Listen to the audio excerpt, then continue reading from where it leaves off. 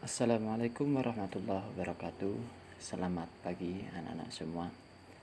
Oke, pada kesempatan pertemuan kali ini kita akan membahas tentang sejarah Nabi.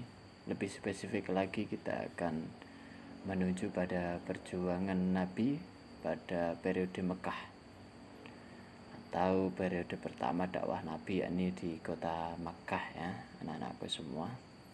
Kita tahu perjuangan Nabi terbagi menjadi dua periode. Yang pertama di Mekah, periode Makkiyah dan yang kedua periode di Madinah ataupun periode Madaniyah. Oke, lanjut aja kita menuju ke materi. Pada zaman jahiliyah, sebelum Islam turun, kemudian Nabi Muhammad menyebarkan risalah Tuhan melalui ayat suci Al-Quran. Kita sedikit mereview bagaimana keadaan masyarakat pada zaman jahiliyah terdahulu. Yang pertama, masyarakat orang Arab, kafir Quraisy, itu adalah penyembah berhala. Jadi tidak ada yang menyembah Allah Subhanahu wa taala ketika itu. Ajaran mereka pun juga mendiskriminasikan terhadap gender ya, diskriminasi gender, yakni merendahkan kaum wanita, lebih mengunggulkan kaum lelaki. Artinya menjadi sebuah kerugian apabila kita melahirkan anak perempuan. Itu dulu yang terjadi pada zaman jahiliyah. Kabilah yang kalah perang menjadi budak. Itulah terjadi. Perang, tumpah darah, satu sama lain, satu suku dengan suku yang lain, itu sudah hal biasa. Dan untuk menunjukkan kekuasaannya, ya dengan peperangan itu, ketika satu kabilah atau kelompok ataupun suku itu memenangkan peperangan, ya mereka lah yang berkuasa, yang menduduki semuanya. Kebiasaan berikutnya daripada orang kafir Quraisy di zaman jahiliyah ini berjudi. Mereka sangat bergemar berjudi. Maka pada hari ini kalau kita suka berjudi, pada hakikatnya mengikuti atau meneruskan pada era zaman jahiliyah dulu ya.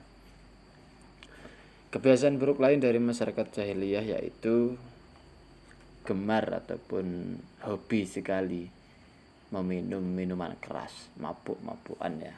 Hari ini kita juga masih sering sih, di lingkungan kita masih ada orang-orang yang suka mabuk, minuman keras, menghilangkan akal sehatnya, terpengaruh alkohol dan seterusnya.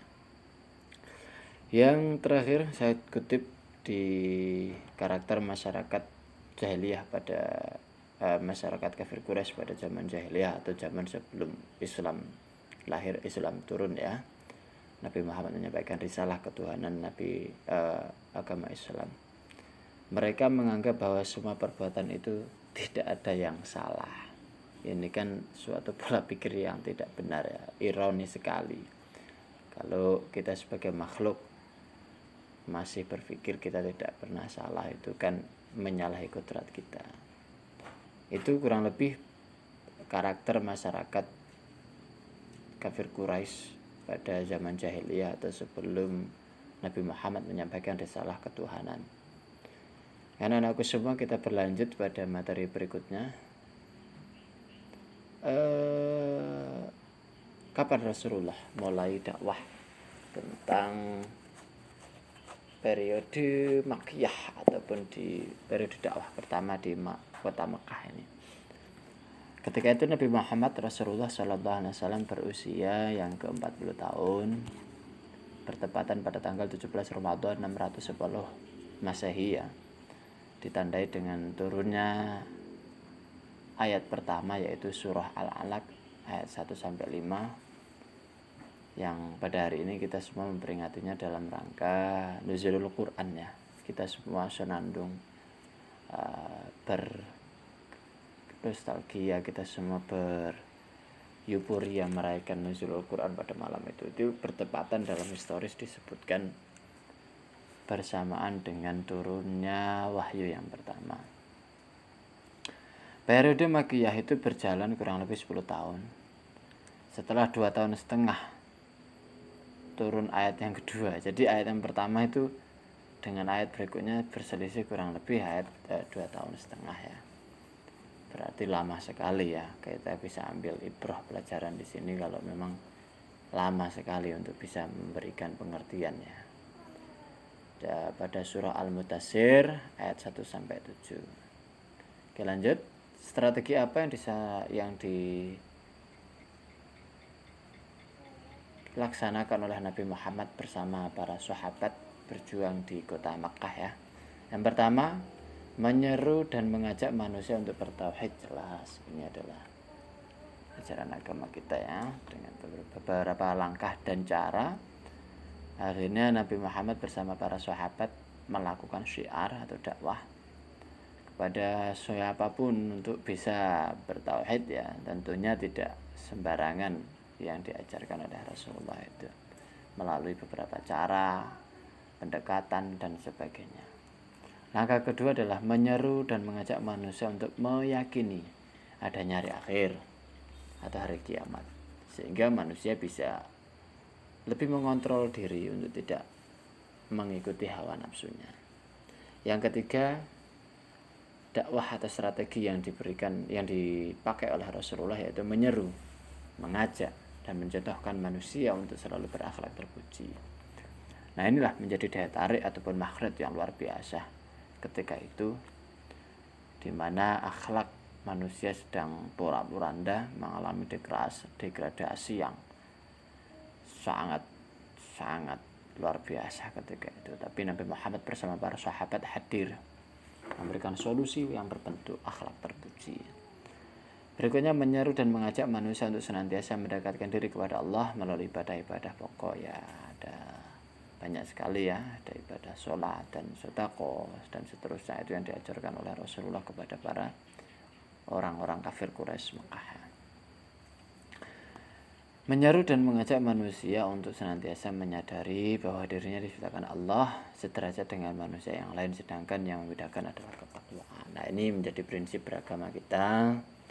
Apapun kepemilikan yang ada pada diri kita, kecerdasan yang kita miliki, hebatnya keturunan, wibawa dan seterusnya, itu di mata Allah tidak ada yang membedakan, terkecuali kadar dan kualitas takwa kita di sisinya. Itu yang membedakan yang membedakan manusia satu dengan yang lainnya di sisi Allah adalah nilai ketakwaan, bukan terletak pada titipan Allah yang lain berupa harta benda, keturunan, jabatan ataupun politik dan seterusnya. Itu tidak berpengaruh di sisi Allah Subhanahu wa taala.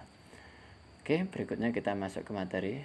Mengajarkan kepada manusia arti penting ilmu pengetahuan dan kerjasama membangun persaudaraan, persatuan dalam dakwah dalam kehidupan sehari-hari. Nah, ini ilmu, kemudian gotong royong, tolong menolong, persatuan, itu yang dibangun oleh Rasulullah sebagai strategi untuk menuju dakwah yang dilakukan oleh beliau bersama para sahabat di kota Mekah itu. Oke, itu 10 tahun kurang lebih berjalannya dakwah Rasulullah seperti apa? Nah, itu yang menjadi aneh. Seperti apa sih reaksi dari mereka, kaum kafir Quraisy yang menjadi objek dakwah Rasulullah dan para sahabat ketika itu?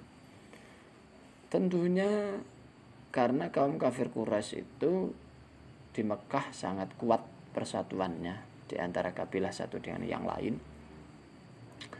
Persatuan yang terbangun melalui kesombongan, persatuan yang terbangun melalui egoisme masing-masing.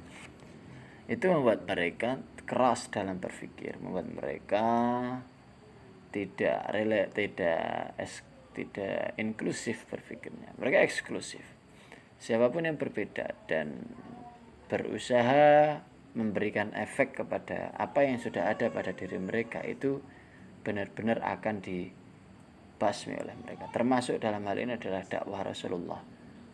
Dakwah Rasulullah ketika itu memperoleh ejekan, hinaan, bahkan perlakuan kasar, olok-olok dari mereka semua, olokan dari orang kafir Quraisy kepada Rasulullah dan para sahabat ketika memperoleh dakwah dari Rasulullah.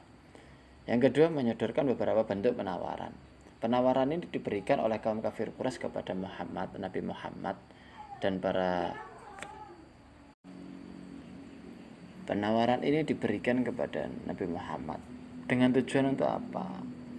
Supaya Nabi Muhammad itu menghentikan gerakan dakwahnya. Tidak main-main penawaran yang mereka berikan itu. Penawaran yang mereka berikan itu tahta, wanita, jabatan, harta, itu diberikan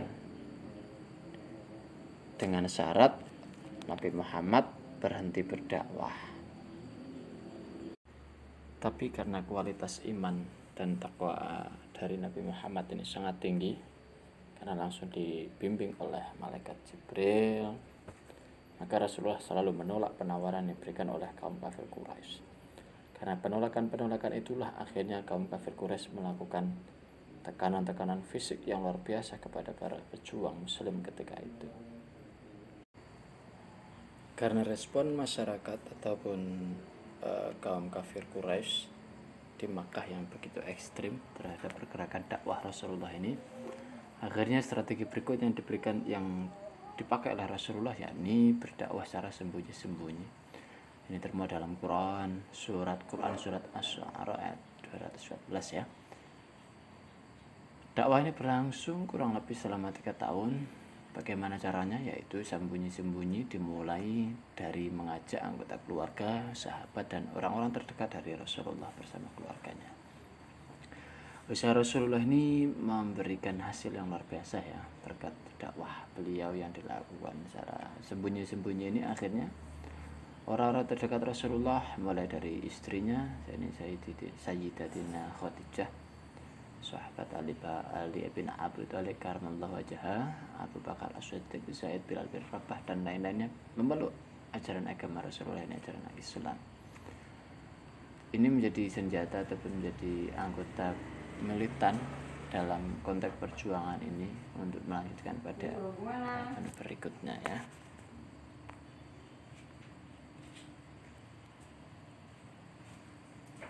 Setelah dakwah sembunyi-sembunyi ini usai, Rasulullah bersama para sahabat melakukan dakwah secara terang-terangan ya.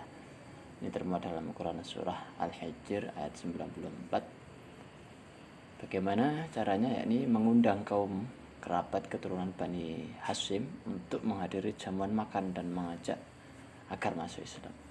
Ada 3 orang kerabat dari kalangan Bani Hashim ini yang mengikuti jejaknya, yakni Ali bin Abi Thalib, Ja'far bin Abi Thalib, dan Zaid bin Harisah. Kemudian Rasulullah mengumpulkan penduduk Mekah, terutama yang berada dan bertempat tinggal di sekitar Ka'bah, untuk berkumpul di Bukit Sofa. Langkah berikutnya adalah beberapa pembesar Quraisy yang masuk Islam, antara lain Hamzah bin Abdul Muthalib, paman beliau ya, yakni pada tahun ke-6 kenabian, dan Umar bin Khattab masuk pada 581 Masehi ya. Kemudian menyebarkan dakwah ini kepada penduduk di luar kota Mekah yang masuk Islam, antara lain Abu Dzar Al-Ghifar dan Tufail bin Amr Ad-Dawsi. Itu langkah ataupun strategi dakwah kedua, yakni dakwah secara terang-terangan. Ada beberapa hasil yang dilakukan oleh yang diperoleh oleh Rasulullah dalam dakwah ini, kedua dakwah tersebut, yang kemudian merambah kepada dakwah di Madinah ya.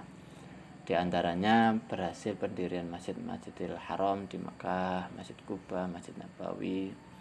Itu adalah hasil rangkaian dakwah dari Rasulullah baik di Makkah maupun di Madinah. Persatuan dan persaudaraan sama muslim semakin kuat. Bahkan bersama non muslim pun ini di Madinah ya, karakternya sudah mulai terbentuk ya melalui Piagam Madinah. Kemudian peletakan dasar-dasar politik, ekonomi, militer, sosial, pendidikan dan sebagainya, itu hasil dakwah Rasulullah baik di Mekah maupun di Madinah. Anak-anakku semua, ibrah atau pelajaran yang perlu kita kuatkan di sini adalah teruslah belajar dan meningkatkan kreativitas. Selalu bersabar, ulet, dan terus istiqomah untuk mencapai suatu tujuan. yakin bahwa pertolongan Allah itu pasti datang. Sadar bahwa tugas orang muslim adalah berdakwah dengan bijaksana, dan memberi dan mendiskusikan dengan cara yang terbaik. Memahami dan meyakini bahwa ujian pasti akan datang, dan tidak membeda-bedakan orang lain, mempertemukan dan mempersatukan beberapa kelompok yang berbeda. Jadi perbedaan itu bukan suatu hal yang harus dipisahkan, bukan harus ditolak, tetapi kita menjadikan kebersamaan untuk dilaksanakan. Membangun fasilitas dakwah, menciptakan dan memperbaiki kekuatan ekonomi, politik, sosial, dan militer itu menjadi pondasi dakwah yang harus kita kembangkan. Menjadikan semangat, kegigihan, dan metodologi perjuangan Rasul dan kaum muslimin sebagai motivasi dan inspirasi. Yang terakhir, menjadikan Rasulullah sebagai uswatun hasanah atau suri tauladan dalam hidup kita. Nah, aku semua mungkin itu yang bisa saya sampaikan pada kesempatan pembelajaran hari ini tentang perjuangan dakwah Rasulullah baik yang secara umum di kota Mekah. Tadi saya coba juga sedikit sekali hasil di perjuangan di Madinah. Mudah-mudahan ini bisa menjadi keberkahan buat kita semua sebagai generasi muslim, dan terus taat serta mengembangkan ajaran agama ini dan melestarikannya untuk diri kita, orang-orang tua kita, keturunan kita, dan generasi-generasi kita semua. Amin. Tetap semangat belajar. Oke, cukup sekian dari saya. Apabila terdapat beberapa kekurangan, saya mohon maaf. Literasi yang belum lengkap, saya mohon maaf. Mudah-mudahan ini menjadi semangat buat kita semua. Akhirul qouli wallahul muwaffiq ila aqwamit thoriq. Assalamualaikum warahmatullahi wabarakatuh.